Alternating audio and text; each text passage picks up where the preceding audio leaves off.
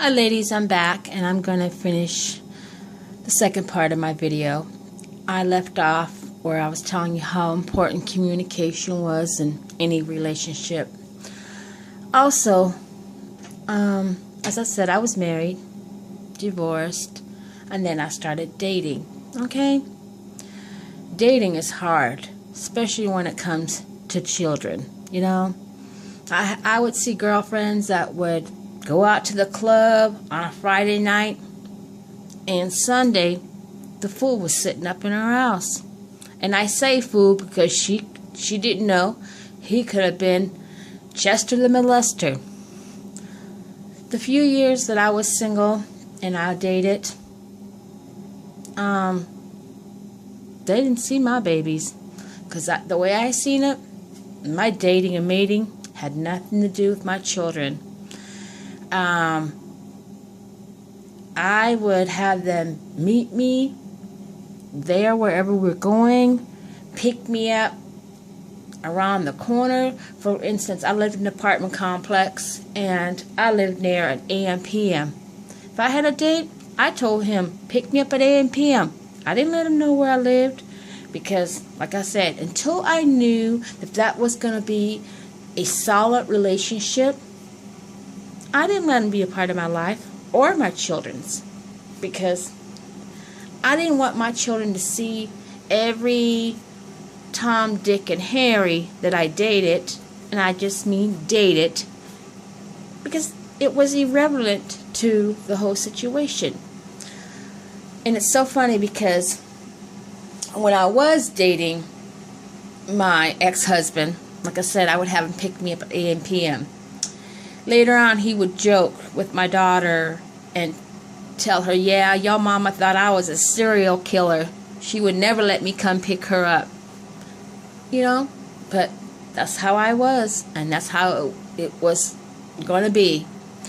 I swear, that man that worked 7-Eleven, he must have thought I was probably a hooker or something, because he always seen me out there waiting for him to come pick me up, but I didn't care. He wasn't going to know where I lived until I knew that he was worthy of being a part of my children's life. And a lot of you women, like Reese says, you don't got to tell them all your business, who did you wrong, how many children you have. You're on a date. You're dating. Have fun. Enjoy it. If he proves himself worthy, then gradually have him into that relationship of your children. Because one thing about children, and I know this, children love unconditionally. They don't care. If you're good to them, they love you. And I've witnessed this from my girlfriends. They will date somebody, bring them too quickly in the relationship, their children would get attached, and then that person would be gone. That hurts children.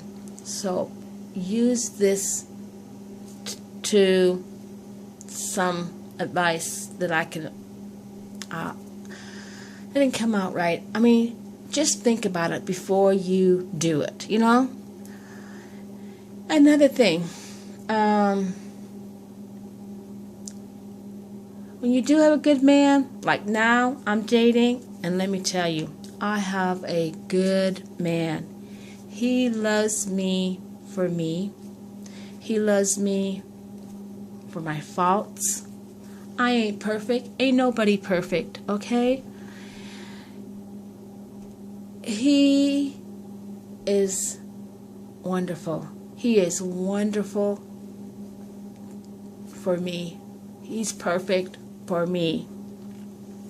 When I first started dating him, we lived in different states, all right? But we would see each other, you know, fly back and forth and things like that. And I would have girlfriends say, girl, how you know he ain't back home doing this? And how know he ain't sleeping with this person? You know, when you're with somebody and he truly loves you, you know, and you can trust him, you know that. You have that feeling, okay? And I knew.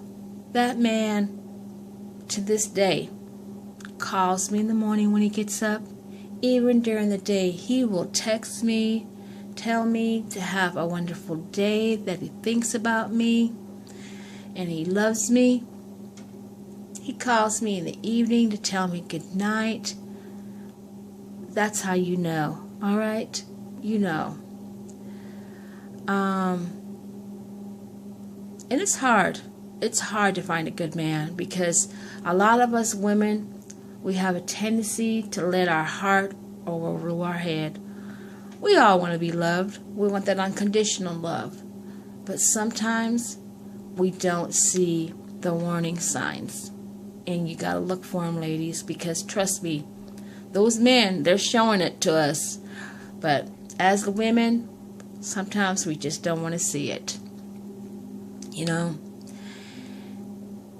And then, you know, you have breakups, you have makeups, but like I said, you know, if you're married, dating, every relationship is going to go through turbulence.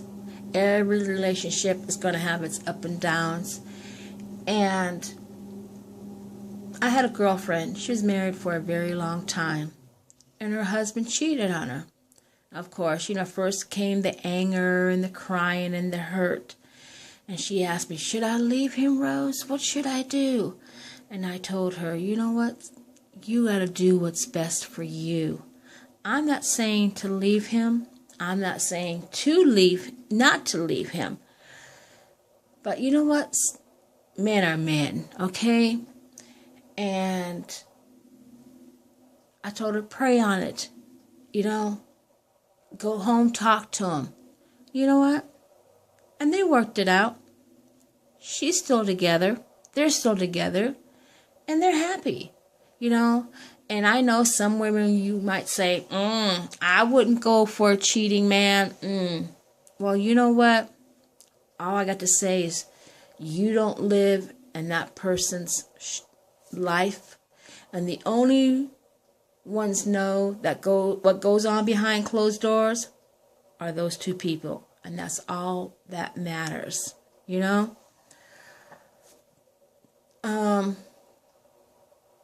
I've made mistakes in my life. I made mistakes in my relationships. It wasn't always the man, so don't get me wrong. But you know what? I know I've learned, and I've become a stronger woman, a smarter woman, and I made the next relationship better. And that's another thing. A lot of women have a tendency to bring baggage from the other relationship. You can't do that because it won't work. You can't say, well, my ex did this to me and I don't trust no one no more. And you can't do that because you will be doomed. You have to learn from your mistakes or what you've been through or the pain. And you got to let it go because the next relationship will be doomed. You know? And I'm going to tell you something about men. Men are funny creatures, okay? I know a few of my daughter's friends. You know, they're in their 30s. Yes, I said my daughter's in her 30s. They think because they got a boob job, their titties are sitting up on their throat and they looking good. That's what's going to get them a man. Some of these young girls, they don't even know how to cook these days. All right? Don't even know how to cook. And I'm going to tell you, my Gannigan told me the same thing that caught that man will be the same thing to keep that man. All right? So if you were doing your hair and doing your makeup when you met that man, and then when you caught him, and you in a relationship, and you sitting at home with your sweatpants on and a t-shirt, and your hair standing straight up like alfalfa, Ain't no man want to come home to a wildebeest. I'm not saying you got to do yourself every day, but you know what? Look good for your man. I mean, I don't wear makeup every day, but I tell you what, I will pull my hair up in a nice ponytail. I will put on some lip gloss, and I be looking good, okay? And like Reese said, you got to have time with your man. You got to have time for that relationship. You got to, no matter how many kids you got running around, you got to do this. You have to always get to know each other in a different way, because we grow as adults. We go through different phases in our life. We grow. And you got to get to know that man again. You got to know him. He changes. You change. Know him. I'm going to leave it off. I guess I'll have to do part 3, because I just got so much things on my mind, ladies, and I'll leave it at that.